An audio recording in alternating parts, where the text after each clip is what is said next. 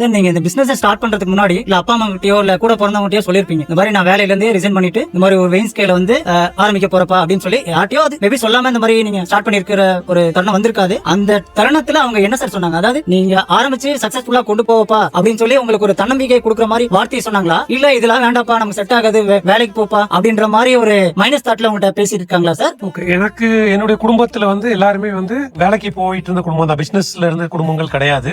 Like என்னன்னா 2001 கரெக்டா வந்து நான் இந்த மாதிரி பிசினஸ் ஆரம்பிக்கலாம்னு சொல்லி ஃபேமிலியில சொல்றேன். எங்க அப்பாவும் அந்த வருஷம் ரிட்டையர்ட் ஆறாரு. என்னுடைய சம்பளமும் கிடைக்காது, எங்க அப்பாவோட சம்பளம் கிடைக்காது, எங்க அப்பா பென்ஷனும் கிடையாது. அப்ப இந்த ஒரு சிச்சுவேஷன் ஒரு கஷ்டமான ஒரு சிச்சுவேஷன் முடிவெடுக்கிறது. எங்க அக்காவுக்கும் கல்யாணம் ஆயிடுச்சு அதுக்கு முன்னாடியே. ஜெயிச்சிருவோம் அப்படின்னு எங்க அம்மாக்கு என்ன ஒரு நம்பிக்கை இருந்ததுன்னா, ஹார்ட் ஒர்க் பண்றாங்க எப்படி ஜெயிச்சிருவாங்க அப்படிங்கிற ஒரு நம்பிக்கை இருந்தது. ரெண்டாவது வந்து பண வசதி இல்ல அப்படிங்கும் போது ஒரு பயம் மனசுக்குள்ள இருந்துட்டு தான் இருந்தது. பட் நான் வந்து சரி என்ன ஆயிர போகுது, ஜெயிச்சுதான் பாத்துருமே, இறங்கிதான் பாத்துருமே அப்படிங்கிற ஒரு மன துணிச்சல தான் இறங்கினேன். இறைவனோட அருள் இருந்தது, பிளஸ் கஸ்டமர்ஸ் என்னை நம்புனாங்க. அதுதான் இந்த வெற்றிக்குரிய காரணம்.